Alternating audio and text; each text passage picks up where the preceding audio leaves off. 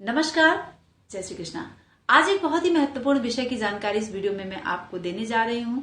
तो आपने बहुत कुछ सुना है कि कौन से ग्रह से भाव खराब हो रहा है, कौन सा भाव हमारा बली नहीं है, पाप ग्रहों से पीड़ित है, मार्केश से पीड़ित है, बाधकेश से पीड़ित है। तो जब फलादेश में जब आप आगे बढ़ते हैं तो शास्त्रों में हमारे आचार्यों ने, ऋषि मुनियों ने बहुत सारे विषय की चर्चा की है, चाहे वह बृहद पराशर होरा शास्त्र है या फिर बृहद जातकम है, होरा शास्त्र है, फल दीपिका है और जातक पारिजात है, शरावली है। तो बहुत सारे ग्रंथों में आपको बहुत सारे फलादेश की चर्चा मिलेगी और बहुत सारे चैनल पे आप वीडियोस भी देखते हैं कि किस तरह से कौन सा ग्रह आपको बल प्रदान कर रहा है अपने भाव में बैठकर और किस तरह से वह निर्बल हो रहा है। लेकिन आज एक बहुत ही महत्वपूर्ण विषय की जानकारी यहाँ पर मैं देने जा रही हूँ आपको, जिसको कि फलादेश में देखना आपको बहुत ही जरूरी है।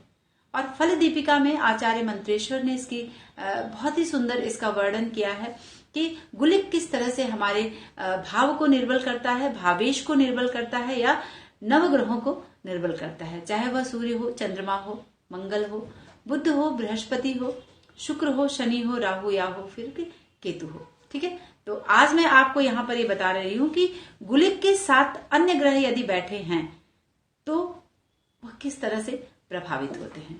ठीक है, उसका फल आपको क्या मिलेगा, इसी विषय की चर्चा इस वीडियो में मैं करूंगी और अंत तक आप हमारे इस वीडियो को देखें, तभी आप समझ पाएंगे कि क्या बात मैं आपको समझाना चाहती हूँ। अगर आपके पास बनी बनाई जन्म पत्री है तो निश्चित तौर पर आप उसे खोल लें और वहां पर गुलिक देख सकते हैं।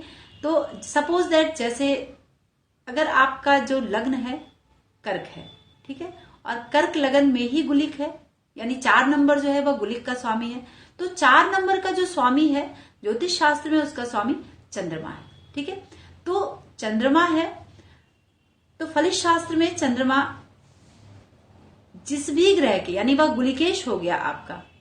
अब इसी तरह से निर्धारण कर सकते हैं यदि तृतीय भाव में आपका तृतीय भाव आपका गुलिक है, यानी वहां पर कोई भी नंबर बैठा है 1 2 3 4 5 6 7 8 9 10 11 12 और किसी भाव में 1 से लेकर 12 भाव में बैठा है और किस ग्रह में बैठा, कौन सा ग्रह किस भाव में बैठा है और गुलिकेश जो है वह आपका उसके साथ बैठा है, गुलिक का स्वामी उसके साथ बैठा है, तो वह उस ग्रह को कैसे उसके प्रभाव को क्षीण कर रहा है। ठीक है, तो आप इसको जानें।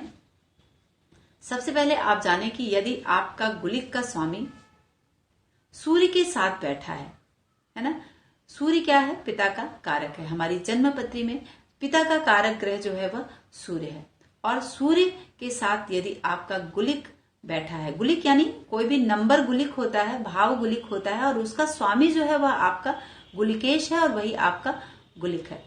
जैसे मैंने चंद्रमा को बताया, अगर कर्क लगन है और 4 नंबर गुलिक है, लग्न में ही गुलिक है, तो उसका स्वामी चंद्रमा और चंद्रमा यदि सूर्य के साथ बैठ जाए। अब इसी तरह से कोई भी ग्रह हो सकता है, आपका चंद्रमा हो सकता है, मंगल हो सकता है, ठीक है, शनि हो सकता है, शुक्र हो सकता है, बुध हो सकता है, कुछ भी हो सकता है गुलिक।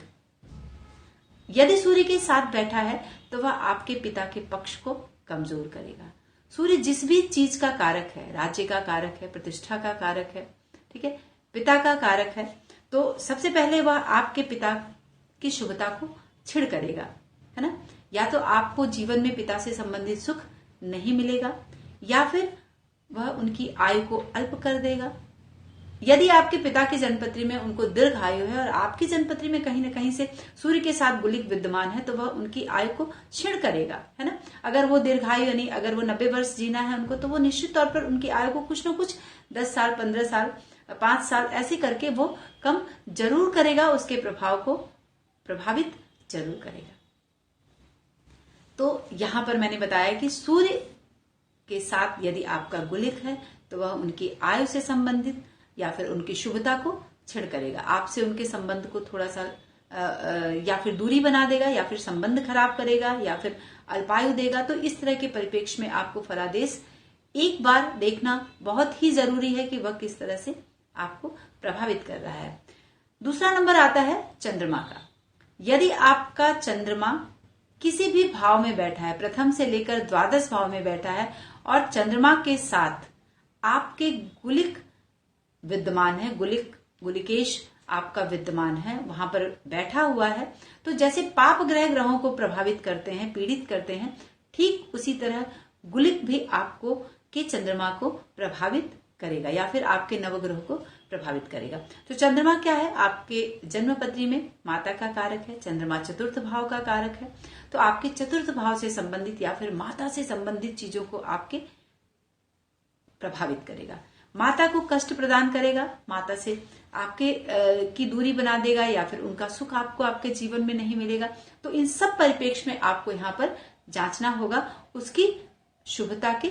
अगर शुभता नहीं मिल रही है, तो एक बार मां से संबंधित शुभता नहीं मिल रही है आपको आपके जीवन में, तो एक बार आप अपनी जन्मपत्री में जरूर से देख लें कि क्या सच में गुलिक के साथ कहीं हमारा चंद्रमा तो नहीं विद्यमान है।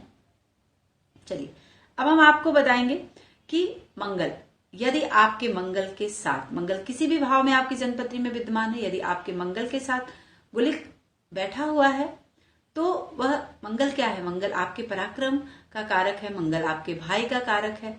हमारे ज्योतिष शास्त्र में मंगल को हम भाई के परिप्रेक्ष्य में देखते हैं, चाहे वो छोटा भाई हो, बड़ा भाई हो, ठीक है, तो उससे वियोग की स्थिति बना देगा। यदि गुलिक मंगल के साथ विद्यमान है किसी भी भाव में, तो वह आपसे उनके वियोग करा देगा या फिर मतभेद करा देगा, दूरी बना देगा, यानी किसी भी तरह से अगर हम कह लें तो उनका सुख आपको आपके जीवन में कम मिलेगा या फिर नहीं मिलेगा। ठीक है, तो अब आपको ये जानना है कि भाई के जन्मपत्री में क्या है। यहाँ पर ये एक बात देखना बहुत ही जरूरी है कि कहीं ना कहीं से अगर आपको सुख मिल रहा है, ठीक है, और आपका मंगल के साथ गुलिक बैठा हुआ है, तो कहीं ना कहीं हो सकता है भाई में वो प्रबलता हो जन्मपत्री में। तो दोनों की जन्मपत्री देखने के बाद ही आप पूरे निर्णय पर उतरें, लेकिन फिर भी आप अपनी ही जन्मपत्री देखने के बाद 80 से 90% रिजल्ट पर आप वहां पर पहुंच सकते हैं। तो मंगल के विषय में मैंने बताया। अब मैं आपको बताऊंगी कि बुध के साथ यदि आपका गुलिक विद्यमान है तो आपके जीवन में किस तरह की शुभता बुध से संबंधित मिलेगी, शुभता मिलेगी भी या फिर नहीं मिलेगी। किसी भी भाव में आपका बुध विद्यमान है आपकी जन्मपत्री में और बुध के साथ गुलिक विद्यमान है, तो आप, बुध क्या है? बुध बुद्धि का कारक है, बहन का कारक है, मौसी का कारक है, बुआ का कारक है ना। तो इन सब चीजों का कारक बुध है। अब बुध अगर गुलिक के साथ विद्यमान है आपकी जन्मपत्री में किसी भी भाव में, तो वह आपको बुद्धि से संबंधित, ज्ञान से संबंधित, उससे संबंधित परेशानी आपको आपके जीवन में प्रदान करेगा। आपके मस्तिष्क से संबंधित उन्माद की स्थिति, यानी बहुत क्रोधी ऐसे व्यक्ति हो जाते हैं, और एक होता है ना कि क्रोध में पागल हो जाते हैं या पागलपन की स्थिति, इस तरह का रोग उनको होता है। और भी सारे बल हमको देख लेने चाहिए इससे संबंधित, लेकिन निश्चित तौर पर यदि बुध के साथ गुलिक आपका बैठा है तो ऐसे लोग अपने जीवन में बहुत ज्यादा उन्माद या फिर कह लें हाई ब्लड प्रेशर की स्थिति में या फिर पागलपन की स्थिति पार कर जाते हैं या फिर इस तरह के बीमारियों से दो चार होते हैं। तो इस तरह का, या फिर शिक्षा के क्षेत्र में बाधाएं आती हैं, शिक्षा से संबंधित जैसा उनको चाहिए वैसी सफलता उनको जीवन में नहीं मिल पाती है। तो इन सब चीजों का प्रभाव बुध के साथ गुलिक के बैठने का होता है। फिर हम बताएंगे कि बृहस्पति क्या है। बृहस्पति के साथ यदि आपका गुलिक विद्यमान है तो बृहस्पति धर्म का कारक है, और धर्म के कारक के साथ पुत्र का कारक है, बृहस्पति धर्म का कारक है। तो यदि बृहस्पति और गुलिक एक साथ आपकी जन्मपत्री में प्रथम से लेकर द्वादश किसी भी भाव में बैठा है, तो वह आपको पाखंड की तरफ प्रेरित करता है। यानी शनि, और शनि जैसा होता है गुलिक, उसकी ऐसा प्रभाव होता है, और बृहस्पति जब बृहस्पति के साथ बैठेगा तो वह क्या करेगा?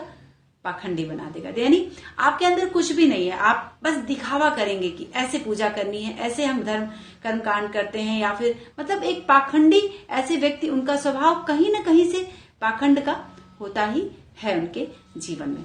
तो धर्म को प्रभावित करेगा शनि, गुलिक जो है वह धर्म को प्रभावित करेगा, संतान को प्रभावित करेगा। तो इन सब चीजों के परिप्रेक्ष्य में आप वहां पर बृहस्पति को देख सकते हैं। जिन भी चीजों का कारक बृहस्पति है और यदि गुलिकेश उनके साथ बैठा है आपकी जन्मपत्री में, तो उन चीजों को आपके कमजोर करेगा। यदि आपकी जन्मपत्री में गुलिक के साथ शुक्र विद्यमान है, शुक्र क्या है? स्त्री का कारक है, सुख का कारक है। तो इन सब चीजों को जो गुलिक है वह प्रभावित करेगा। ठीक है, तो स्त्री का कारक यानी गुलिक प्लस शुक्र एक साथ अगर आपकी जन्मपत्री में एक से लेकर प्रथम से लेकर द्वादश भाव किसी में भी विद्यमान है तो वह आपको नीच स्त्रियों के साथ संपर्क बढ़ाएगा। यानी ऐसे लोग नीच स्त्रियों के साथ संपर्क रखते हैं तो इन परिप्रेक्ष्य में आपको वहां पर सावधानी बरतनी है और ध्यान देना बहुत ही जरूरी है। ठीक है, और अब हम बताएंगे कि यदि शनि है और शनि के साथ ही गुलिक आपका विद्यमान है तो शनि किस तरह का प्रभाव आपकी जन्मपत्री में प्रदान करेगा, शुभता या फिर अशुभता। तो आपको शनि क्या है, आपको कुष्ठ रोगी बना देगा। यानी कहीं ना कहीं से आपको चर्म से संबंधित रोग होगा और पीड़ित हो सकता है। अब इसके बल पर निर्धारण कर सकते हैं कि किस तरह से कितना बल मिल रहा है, शनि शुभता की तरफ है या फिर अशुभता की तरफ, उसके परिप्रेक्ष्य में आपको यहाँ पर प्रभावित करेगा। शनि आयु का कारक है तो शनि आपके आयु को प्रभावित कर सकता है। यदि गुलिक का स्वामी शनि के साथ विद्यमान है तो यदि आपको अगर 90 साल जीना है, 50 साल जीना है तो कुछ ना कुछ क्षीणता वह जरूर से अपनी दशा अंतर दशा में प्रदान करता है। जब भी वह दशा आएगी शनि की और उसके साथ गुलिक विद्यमान है आपकी जन्मपत्री में प्रथम से लेकर द्वादश भाव में किसी भी भाव में विद्यमान है तो वह आपके आयु को निश्चित तौर पर प्रभावित करेगा और कुछ व्याधि, आपको कुष्ठ से संबंधित व्याधि प्रदान जरूर करेगा। ठीक है, अब हम बताएंगे आपको कि राहु किस तरह से यदि गुलिक के साथ विद्यमान है आपकी जन्मपत्री में किसी भी भाव में बैठा है तो वह किस तरह से आपको, यदि राहु के साथ आपके किसी भी भाव में गुलिक बैठा है तो राहु क्या है, राहु विष का कारक होता है, वायरस है, इन्फेक्शन है, तो अचानक से चीजों को प्रदान करता है। तो यहाँ पर आपको विष से संबंधित प्रॉब्लम आपकी लाइफ में आ सकती है। तो आप अगर राहु की दशा चल रही है और उसके साथ गुलिक आपकी जन्मपत्री में विद्यमान है तो उस समय आपको सतर्क रहने की जरूरत है, कहीं से कोई पॉइजनिंग हो जाए। ठीक है, जैसे अभी वायरस बहुत ये जो कोरोना वायरस का समय चल रहा है तो राहु के साथ चंद्रमा इस समय विद्यमान है, राहु के साथ सूर्य, शुक्र और बृहस्पति, सूर्य शुक्र और बुध इस समय वर्तमान समय में मई के महीने में एक साथ रहने वाले हैं। तो आप देख सकते हैं कि राहु के साथ इस तरह की स्थितियां बन रही हैं और कहीं आपकी जन्मपत्री में अगर सूर्य गुलिक का स्वामी है, बुध गुलिक का स्वामी है या फिर शुक्र गुलिक का स्वामी है और आपकी जन्मपत्री में एक साथ राहु के साथ विद्यमान है तो यहाँ पर राहु की स्थिति गोचर से वृष राशि में बन रही है और ये सारी स्थितियां एक साथ वृष राशि में बन रही हैं। तो ये जो क्या है, यह आपको रोग से दो चार करेगा। ठीक है, इस तरह के रोग प्रभावी हो सकते हैं जो वायरस से रिलेटेड हों, है ना, और विष से रिलेटेड हों, जो पॉइजनिंग की समस्या हो सकती है। तो इस तरह से आपको बहुत सतर्क और सावधान रहने की जरूरत है।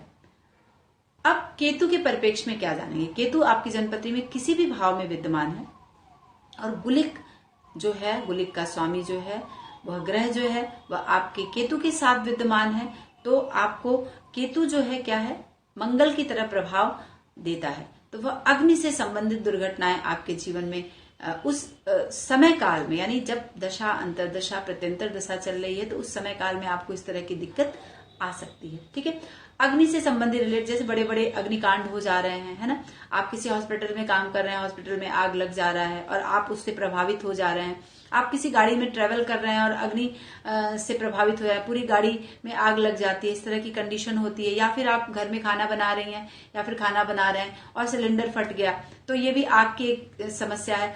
तो जैसे खेतों में आग लग जाती है, हमारे घरों में आग लग जाती है, तो कहीं ना कहीं अग्निकांड से रिलेटेड कार्य जो है वह यदि केतु के साथ गुलिक विद्यमान है तो उस दशा, महादशा और अंतरदशा में उस प्रभाव को निश्चित तौर पर देगा। तो मैंने आज आपको बताया कि जब आप फलादेश करेंगे तो इन ग्रहों के साथ यदि आपके जन्मपत्री में गुलिक बैठा है तो यह फल दीपिका में मंत्रेश्वर जी ने स्पष्ट तौर पर बहुत सुंदर चर्चा की है यहाँ पर। और गुलिकादि उपग्रह नामक अध्याय में इन्होंने चर्चा की है कि किस तरह से गुलिक जो है वह हमारे ग्रहों के साथ बैठता है, चाहे वह शुभ ग्रह हो, केंद्र का स्वामी हो, त्रिकोण का स्वामी हो या फिर राजयोग कारक हो, लेकिन अगर वह गुलिक के साथ बैठ गया है तो उस प्रभाव को कहीं न कहीं क्षीण जरूर करेगा। तो आप जल्दी से अपनी जन्मपत्री में एक बार देख लें और जब भी आप हमारे वीडियोस को देखें तो अपनी जन्मपत्री में जांचने की कोशिश जरूर करें मित्रों। तो अगर आपको हमारा ये विषय पसंद आता है तो अपने दोस्तों में साझा करें और हमारे इस चैनल को सब्सक्राइब जरूर करें। नमस्कार, जय श्री कृष्ण।